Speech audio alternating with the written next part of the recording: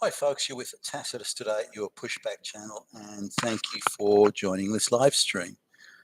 In this essay, I'd like to talk about the price of residential housing in the West, and particularly the English-speaking world, but the West generally. I just saw or earlier today, I saw a short documentary, or not documentary, news story, where some moron talking head from the big financial end of town was trying to say that, well, it's just a case of supply and demand. That's all it is. 101 supply and demand. And that's why house prices are high. And so that's how it is. And if you want to get onto the property ladder, you just got, and so he was just bullshit. I couldn't believe so much crap was coming out of someone's mouth. But they didn't even challenge him on the news story. The interviewer didn't challenge him, and he didn't even ask him to clarify anything. I mean, some obvious ones saying, well, people have got less and less money, they're strapped for cash, and they're having serious problems making ends meet, and yet more people are running around buying expensive houses.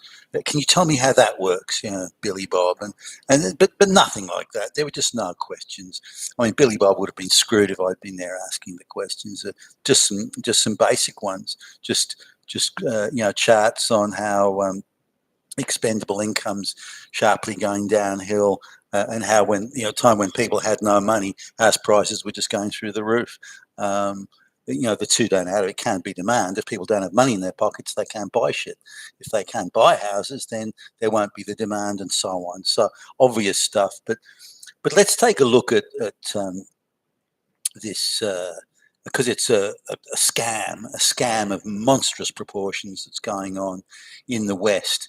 Now, a lot of countries in the world, you can't just swan in and go and buy property. At best you can, some countries say you can only own 50% of the property, and you have to have a local partner that you buy the property with. Other countries say you can't sell it for any more than you bought it for.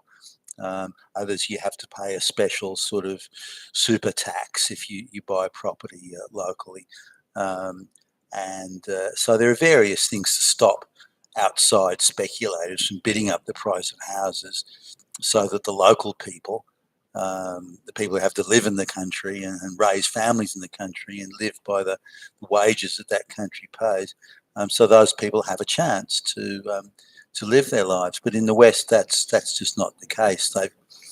They've thrown the local populations in the West, the white populations, overboard, with the exception of the elite. And now it's Western property is a playground for international financial houses and cashed up international investors to buy up shitloads of property. So which is what they're doing.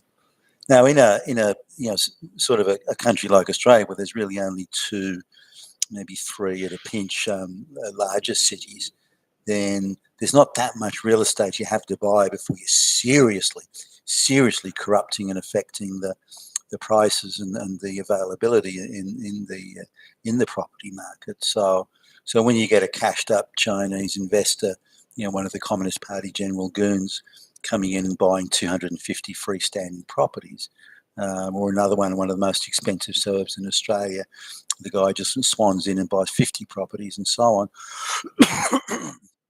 Excuse me. When you see that, that has a huge effect on the local pricing structure in for example, Sydney. Now, just to sort of illustrate the point about local people, what they can afford. Now, the average house price in Sydney, which takes in some of the outer suburbs, by the way, is, depending on whose numbers you use, about $1.5 million. Now, remember, that's the average price. Excuse me. I just drank something that went down the wrong way. That's the average price. If you want to live a middle class lifestyle, the tree-lined street, the nice schools, no hoods and goons wandering around the neighbourhood, no guys hanging out brown and black guys hanging out on street corners beating up old ladies, that sort of thing. If you want to live in the nice places, then really the entry level's about 2.3, 2.4 million. Now, what does it take to buy a $1.4 million property, assuming you've got the deposit, which in itself would be an issue, but or an average price property, and assuming you've got the deposit to put on the table, and depending on who you're dealing with, say 10% of the value, but now the repayments, would cost you to pay a mortgage and to live quite modestly, actually. It would cost you $3,000 a week, and that's an average priced house. And you'd have to put $3,000 cash on the table every week just to be able to get by. That's no padding. If you lost your job or something like that, you'd be in serious trouble, or you got sick, or whatever. So now, how many households in Australia have enough income to cover an average priced house? We're not talking something fancy here. Only 6%, or 7 maybe, if you depending on whose numbers you want to look at.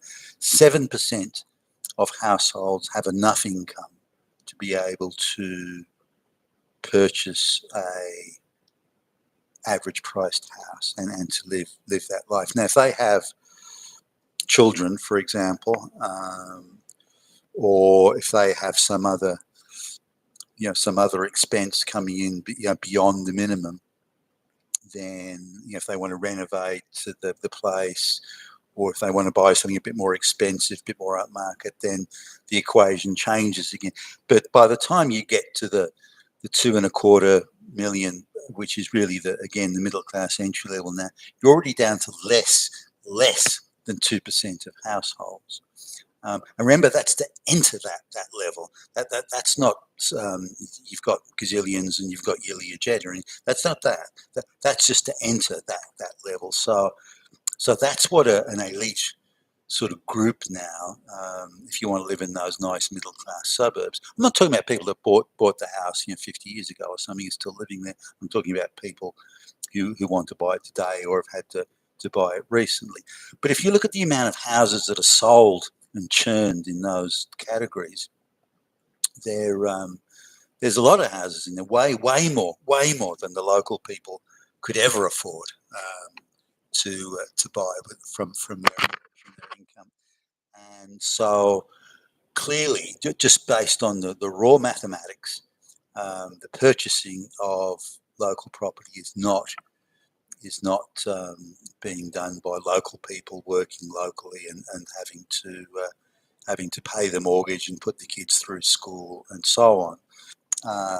So now, if you want to have, again, that $2.25 million house in a nice tree-lined streets in the nice areas, you want your kids to go to good schools. Those even the lower end of the school, by the time you've paid all your excursions and uniforms and whatever, you're pushing $40,000 a year per student. So you've got a couple of kids, it's $80,000 a year just to put them through fucking school, and that's before you've bought your cars and your other stuff there. Now, the amount of people that can afford that sort of lifestyle is around 1 in every 180 people, households. So that's now really at an elite level there. So clearly, these aren't the people that are buying these properties. Far from it. So who is buying these properties? Well, it's not the local people who have to make a living and live here in this country, Australia, or in the West. It's not them. So the money's clearly coming from outside or coming from somewhere else. Now, I've managed to do some number crunching, and it seems remarkably consistent across particularly the English-speaking Western world. So it's clearly a centrally coordinated and centrally controlled, centrally budgeted type arrangement here, that 19.5% of all houses, this is residential houses, are purchased by big big financial firms, the BlackRock type folks, and they've got their offshoots and their subsidiaries under all sorts of wonderful benign sounding names, and they buy, but they're not concerned about what they pay for the houses, so they're not there sweating over every dollar that the auction price goes up. They just march straight in, and you want $3 million, done, bingo. Now, because it's part of a business, and because they've got offshore money moving around and tax write-offs here, and they add all sorts of management fees into moving the money around, so there's more tax write-off there. Any profits they may make on the reselling of the house is absorbed up in all these offshore management fees. So they've got this very sophisticated international network. So they don't care what they pay. They can make just churn profits on the transaction itself. I'm sure if they sell it for a profit, fine, but they don't have to. They don't need to. The tax write-off and management fee structuring and all the various financial scams that go into that, that's where they make their money.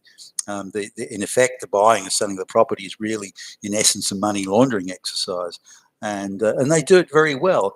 And they've got Western governments, including the Australian government and US governments and state governments. They've got them all on side, eagerly helping them in return for some of the spoils that come out of that river of billions and billions of dollars that swirls around. And I'll come back to that in a minute. The other side of it is the cashed up investors from the rich Brahmins out of India, the Chinese Communist Party heavies from China, and elsewhere that have big bucks, and they can then play the international property scams, which they do quite well. And again, they don't care what they pay. And I've gone to auction after auction after auction at prop, and you can see the local people that have turned up, the mum, dad, and the kid, and they so desperately want to buy their first house, and they're looking at it, and they're sweating over every dollar that the price goes up. And then in comes a very casual, very relaxed guy who just puts $150,000 or $250,000 on top of whatever the last highest bid was. Sign here, boom, and then calmly strolls off to the next auction round the corner and does the same thing again, and then does the same thing again after that. These are very cashed up international investors. They don't have to worry about the money, the dollars, making the budget balance, making sure their paycheck goes far enough so they can still put food on the table and so on. They don't have to worry about any of those. The local people do. They have to worry about those realities of life, but these international investors don't. Now, on top of that, there's various tax sort of situations in Australia where some of these people can they've bought 50, 100, 200, 300 properties, and then the Chinese and the Indians are bad for this. They use their friends and relatives and whoever who are already here as citizens, and they use them as nominees to go and buy property, so it's not too concentrated in the hands of one investor. So they use all that. They use it for that, or they use those people for that. And again, it's a huge money laundering scam, and they're able to use, because these people are all low income, they're able to do effectively a tax write-off scam according to local Australian tax law. So they don't pay any tax on their income on the basis that the mortgage amount, the payments they make exceeds the profit they get from rent and so on. Plus, on top of that, most of these properties that are owned by the Chinese and the Indians and so on, they're actually used to house the peasant labour they bring from the rural areas to work in take out food shops and as dishwashers and so on. So that there's another scam there. So at multiple levels, the Australian economy misses out on tax revenue and again, forcing prices so high that the local people can't afford it. And when your local people can't afford to buy residential property, then they don't have a stake in society. Or certainly not the same sort of stake in society in the future that they want to leave for their children. All that's being torn to pieces, greedily being torn to pieces by the international financiers, international buyers, with the energetic help of Western governments. Now, Um, what the Western governments are doing is, politicians don't get paid that much. So if they want to make real money, they've got to find other ways of doing it. And real estate speculation has become the absolute go-to boner, the absolute go-to for making serious money, and which has, of course, the big property and financial houses rubbing their hands together as they corrupt and bribe, in effect, corrupt and bribe our local politicians.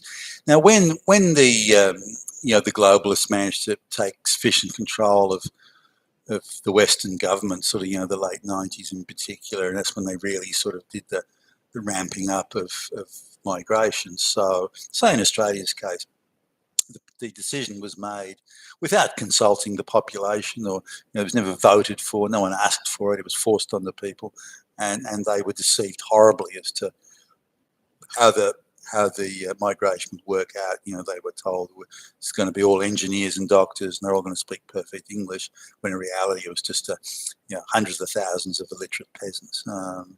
So what they did was so what the government did, and the politicians did, is they went out and bought shitloads of property, every bit of property they could lay their hands on, and the big financial end of town was helping them with very cosy sweetheart loans and deals. So they went out and bought shitloads of real estate just before they opened the floodgates for immigration, and before they opened the floodgates for allowing international investors to come in and buy up property. And so the big banks openly organised, rich Chinese investors to buy the property that the politicians had just bought. So a politician could buy a property for $1 million and sell it to a Chinese investor, 12 months later for $5 million, and make a cool $4 million in the process. I mean, it was easy money, and they didn't do anything. It was no risk. They didn't even have to know what they're doing. It was all shepherded and guided and handheld through by the banks. But they allow having all these people coming in, all these investors coming in. It was easy money for the politicians. I mean, just consider this: that just before the immigration floodgates were opened, you could buy, say you buy a house, $400,000.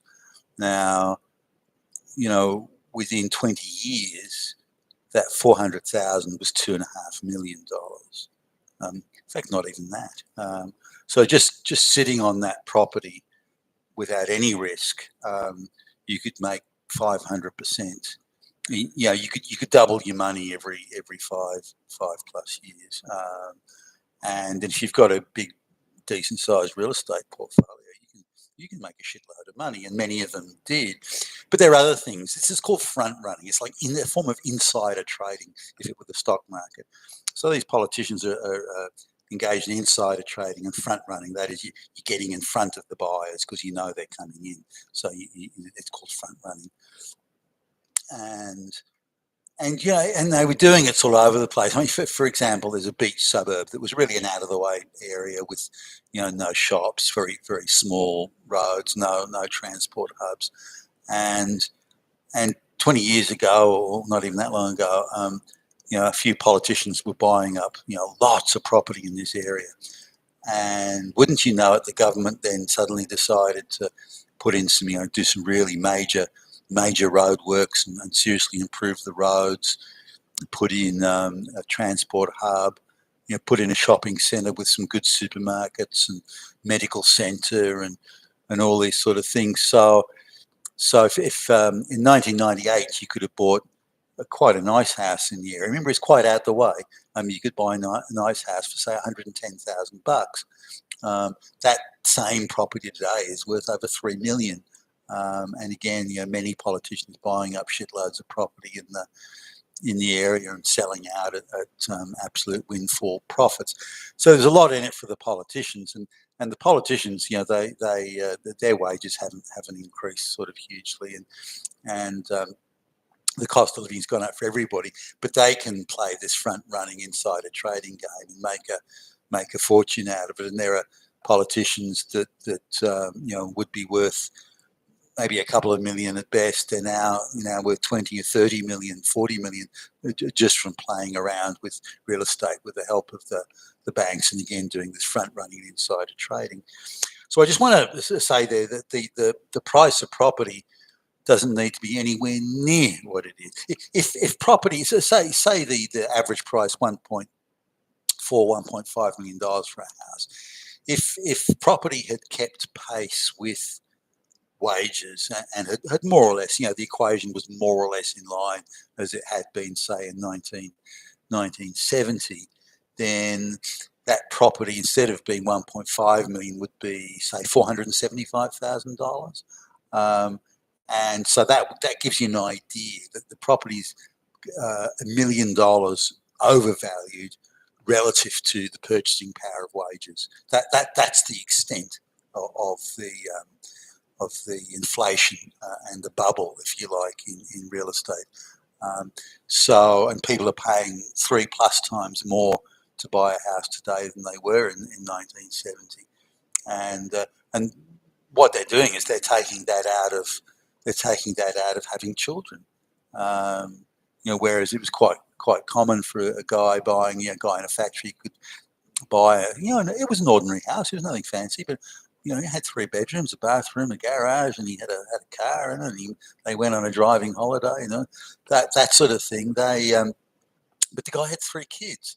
Now, that same guy, in order to afford that sort of house, they got no kids, and both partners are having to work, full time just to get by.